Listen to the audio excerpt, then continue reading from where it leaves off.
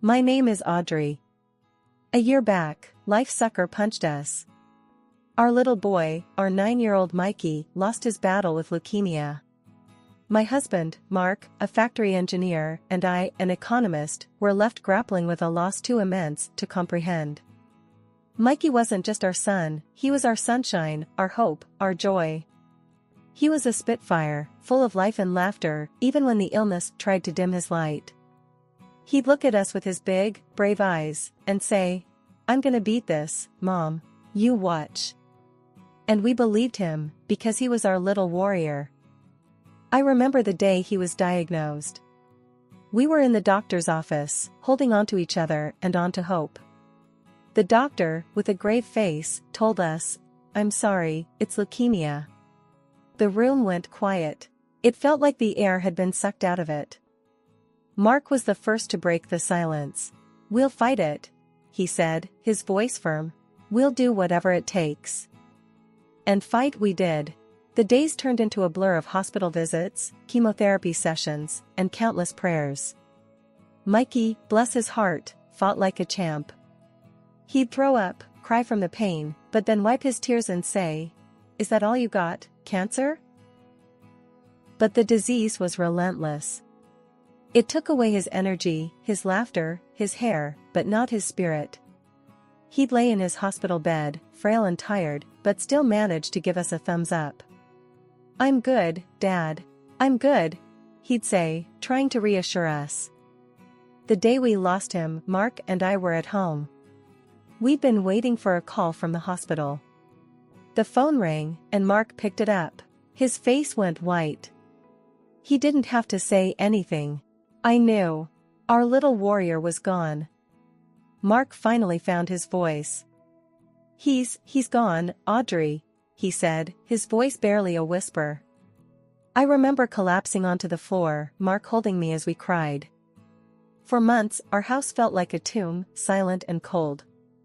I spent days in bed, lost in my grief. Mark tried to keep it together, for both of us. He'd go to work, come back, and hold me as I cried. One day, I found him in Mikey's room, holding his favorite action figure. He was crying, his body shaking with sobs. I sat next to him, and we mourned together. We mourned for our boy, for the life he could have had, for the dreams that would never come true. After we lost our Mikey, I was stuck in a dark place. It felt like I was trapped in a never-ending tunnel with no light at the end. But Mark, my husband, he refused to let me sink. He was hurting too, but he put on a brave face, for me, for us. Every morning, he'd gently shake me awake. "Audrey, time to rise and shine," he'd say. I'd just grunt, pulling the duvet over my head. I wanted to hide, to escape the harsh reality that our boy was no longer with us. But Mark, he was relentless. He'd sit on the edge of the bed, his hand finding mine under the covers. "We gotta keep movin', Audrey. For Mikey," he'd say. His voice was always steady, but I could hear the underlying pain. So, I started getting up. It felt like moving mountains, you know? The world outside seemed too harsh, too real. Every little thing reminded me of Mikey. But I pushed through the pain. I started doing simple things. Cooking breakfast, washing clothes. They were just everyday chores, but they kept me anchored, stopped me from losing myself in grief. Mark and I, we started taking walks in the evening. We'd walk hand in hand, mostly in silence. Sometimes, we'd talk about Mikey. Remember the time Mikey tried to make pancakes and nearly burnt the house down? Mark would chuckle, a hint of a smile playing on his lips. We'd laugh together, and for a fleeting moment, the crushing weight of grief would lift. One day, out of the blue, Mark brought home a puppy. A golden retriever, the kind Mikey always begged us for. "Thought this little guy might help," he said, his eyes pleading for my approval. I was startled. I didn't know if I was ready for another living being in our life, another soul to love and potentially lose. But I looked into the puppy's innocent eyes, and my heart melted. We named him Buddy.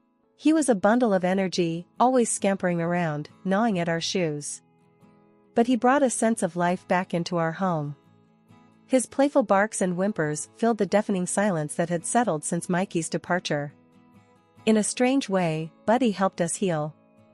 He gave us something to focus on, a distraction from our pain. Don't get me wrong, it wasn't easy. There were days when the grief was so overwhelming, I felt like I was drowning. But then I'd look at Mark, at Buddy, and I'd find a shred of strength to keep going. I found courage in their love, in their resilience. Living without Mikey was something I couldn't have ever imagined. But we were doing it, one agonizing day at a time. We were finding strength in each other, in the memories of our beautiful boy. We were learning to live with our loss, finding small moments of happiness amidst the sorrow. It was a slow, painful process, but we were making progress. Finding strength after losing a part of your soul, it's not easy. It's a battle, an uphill one, but it's a battle worth fighting. Because when all is said and done, life goes on. And we need to move with it, no matter how painful it is. For us, for our Mikey. Because that's what he would have wanted. He was our little warrior, and we needed to honor his memory by living, by finding strength in our loss. Hey, Audrey, Mark began, breaking the silence. We were sat on the porch, just watching the sun go down, the cool evening breeze rustling the leaves. Buddy was off somewhere, probably digging another hole in the yard. I've been thinkin'. I turned to him, raising an eyebrow. Yeah? I asked, waiting for him to continue. Mark was always a man of few words, so when he said he'd been thinking, it usually meant something serious. He took a deep breath, his gaze fixed on the horizon. I've been thinkin' about us having another kid, he said, the words tumbling out in a rush. I felt like I'd been punched in the gut. I just stared at him, unable to process his words. Another kid? Was he out of his mind? We'd lost our Mikey, and he was talking about having another child? Are you crazy, Mark? I finally blurted out, my heart pounding in my chest. We can't just replace Mikey. Mark shook his head quickly. No, Audrey, I don't mean replace. God, I could never. I miss it, Audrey. I miss being a dad. I miss our family. I could see the pain in his eyes, the longing. I understood what he was saying. I missed being a mom too. I missed the laughter, the chaos, the love. But the thought of having another child, it scared me. It felt like a betrayal to Mikey. I don't know, Mark, I said, my voice shaky. It feels like we'd be betraying Mikey. Mark reached out, taking my hands in his. Audrey, we could never betray Mikey. He'll always be our son, our firstborn. But I believe we have more love to give. And I think Mikey would want us to be happy. His words hit me hard. I knew he was right. Mikey wouldn't want us to live in sorrow forever. He would want us to move on, to find happiness again. But the thought of loving another child, it was terrifying. I'm scared, Mark, I admitted, tears welling up in my eyes. I'm scared of loving another child, scared of losing another one. Mark squeezed my hands, his eyes filled with understanding. I'm scared too, Audrey. But I think we can do this. For us, for Mikey. We sat there, holding hands, as the sun set. The world seemed to hold its breath, waiting for my response. And after what felt like an eternity, I finally found my voice. Okay, Mark, I said, my voice barely a whisper. Let's do it. Let's have another child. Mark looked at me, his eyes filled with relief and joy. Really, Audrey? He asked, his voice choked with emotion. I nodded, squeezing his hand. Yeah, Mark. Let's give it a shot. And that was it. We decided to try for another child. It was a scary decision, but it felt right. We had love to give, and we wanted to be parents again. But most importantly, we wanted to honor Mikey. We wanted to live again, to find happiness. For us, for Mikey. The smell of Mary's famous roast chicken and baked potatoes was wafting through the house. Bill, Mark's dad, was at the head of the table, carving the chicken with a surgeon's precision. Mark's sister, Linda, her husband, Bob, and their son, John, were also there. Now, Linda was always a bit of a loose cannon. She had this way of saying the most outrageous things without batting an eyelid. Tonight, she was in full form. Leaning back in her chair, she was holding court, her voice loud and clear, her laughter ringing out. She was holding a glass of red wine in her hand, waving it around as she spoke, drops of wine occasionally splashing onto the tablecloth. We were halfway through the meal, just making small talk, when Linda turned to Mark and me. "So, Audrey, Mark," she began, a smirk on her face, "I've been thinking about Mikey's college fund." I felt like I'd been sucker punched. Mikey's college fund. It was something Mark's grandma had set up for him when he was born. It was supposed to be for his future, for his education. But Mikey was gone. Linda, with the subtlety of a sledgehammer, continued, "Well, since Mikey isn't going to use it, I thought maybe John could have it." I felt like the world had stopped spinning. I just stared at her, my heart pounding in my chest. She wanted us to give Mikey's college fund to John? I glanced at Mark, but he seemed just as shell-shocked as I was. Linda, oblivious to our shock, went on, "I mean, John's starting college next year. And it's not like Mikey's gonna need it, right?" The room fell silent. I could see Mary and Bill exchanging worried glances, while Bob just stared at his plate. I could feel my heart pounding in my chest, my hands shaking. I was furious, but also hurt. How could Linda be so heartless, so selfish? I felt a lump in my throat, and tears pricked at the corners of my eyes. But I swallowed hard, forcing them back. I wasn't going to give Linda the satisfaction of seeing me cry. "Linda," I said, my voice shaking, "that money was for Mikey. It's not yours to give away." Linda just shrugged, a smug smile on her face. "Well, it's not like Mikey's gonna use it, is he?" she retorted. I was speechless. I just stared at her, my mind a whirl of emotions. I wanted to yell at her, to tell her how wrong she was. But I was too stunned, too hurt. "Linda, that was low, even for you," I finally managed to say, my voice choked with emotion. "That was cruel and inappropriate." Linda just shrugged again, feigning innocence. "What? I'm just being practical here," she said, her voice dripping with disdain. The rest of the dinner passed in a blur. I barely remember what was said, what was eaten. All I could think about was Linda's words, her audacity. But I knew one thing for sure. I wasn't going to let her take Mikey's college fund. It was his, and it would always be his. No matter what Linda said. After that bombshell dinner, Mark and I found ourselves in the sanctuary of our home, both of us still reeling from Linda's audacious proposition. The night was still, the only sound was the ticking of the grandfather clock in the hallway. Mark was slumped on the couch, his face buried in his hands. I was pacing the room, my mind racing. "Can you believe her, Mark?" I exploded, my voice echoing in the quiet room.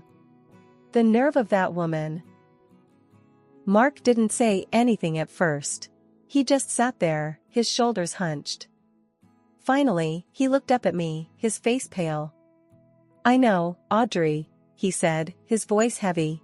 "I can't believe it either." We sat in silence for a while, the weight of Linda's words hanging in the air. Finally, I spoke up. "We can't let her have Mikey's money, Mark," I said, my voice firm. "It's not hers to take." Mark sighed, running a hand through his hair. "I know, Audrey," he said. "And we won't. That money was for Mikey. It's his." "But she doesn't see it that way," I retorted, my voice rising. "She just sees it as free money." Mark reached out, taking my hand in his. "Audrey, we can't let her get to us," he said, his voice steady. "We know what's right. And we'll fight for it." I nodded, biting my lip. "You're right, Mark," I said, my voice shaky. "We can't let her win." Mark squeezed my hand, giving me a small smile. "And besides," he added, his voice soft, That money will be useful when we have our own baby. I felt a pang in my heart at his words. We had been trying for a baby for a while now, with no luck. But his words gave me hope. Just then, my phone rang, jolting me out of my thoughts. I picked it up, my heart pounding. It was Bob, Linda's husband. "Audrey, I'm sorry," he said, his voice apologetic. "I didn't know Linda was going to say that. I don't agree with her." His words were a small comfort, but a comfort nonetheless. I thanked him, my voice shaky, and hung up. The morning after Linda's outrageous proposition, I was still fuming. The audacity of that woman. I'd always known that she was selfish, but this was a new low, even for her. I decided to do some digging. If Linda was willing to stoop so low as to ask for Mikey's money, who knew what else she was capable of? I fired up my laptop and logged into Facebook. I cringed as I typed Linda's name into the search bar. I hadn't visited her profile in years, and for good reason. The woman was insufferable, but this was important. I needed to know what she was up to. As I scrolled through her profile, my blood began to boil. There she was, flaunting her new designer clothes, her expensive jewelry, her lavish vacations. And there, in the comments, were our mutual friends, gushing over her extravagant lifestyle. I decided to reach out to one of them, a woman named Susan who I'd always liked. She was down to earth and honest, and I trusted her.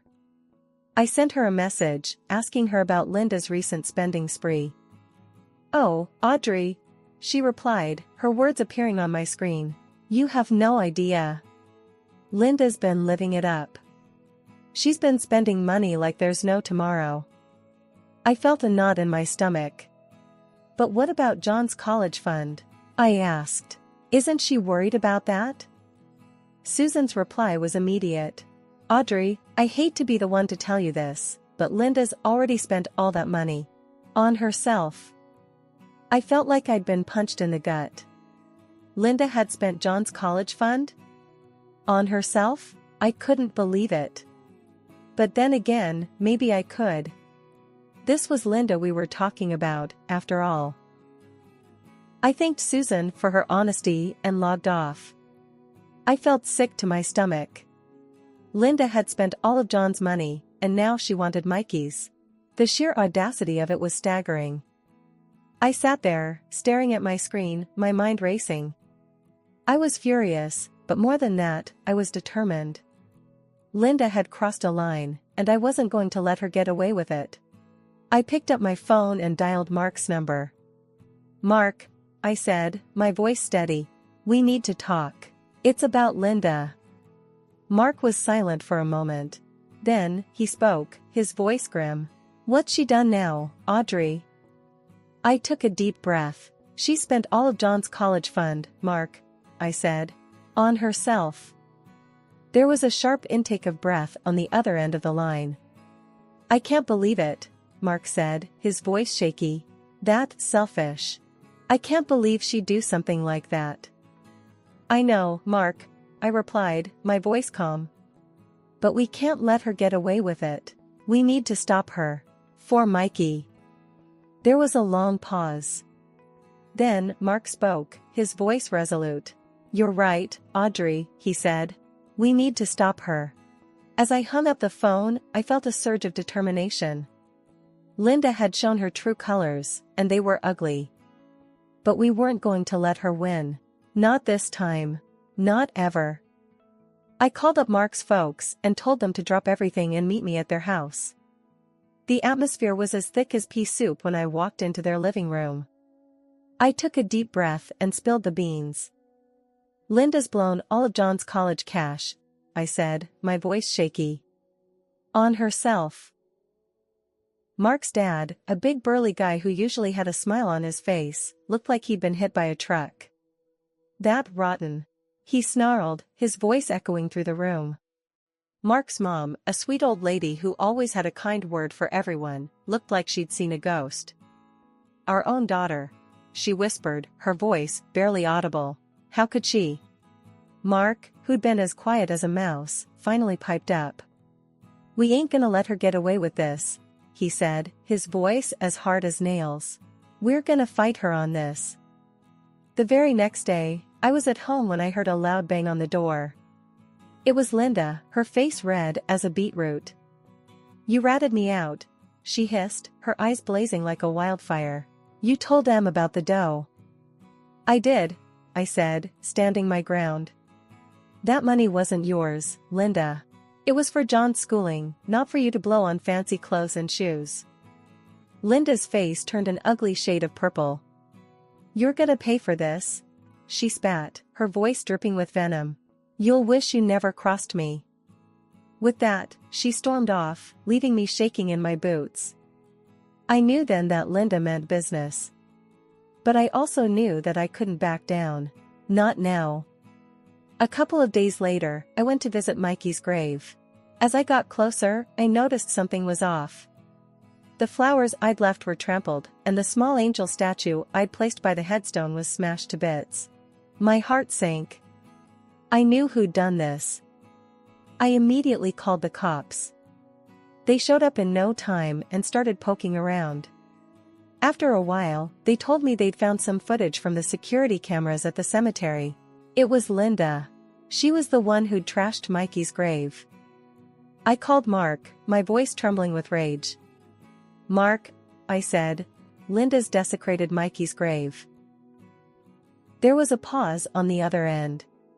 Then, Mark spoke, his voice colder than a winter's night. That witch, he said. I can't believe she'd stoop so low. We gotta do something, Mark, I said, my voice steady.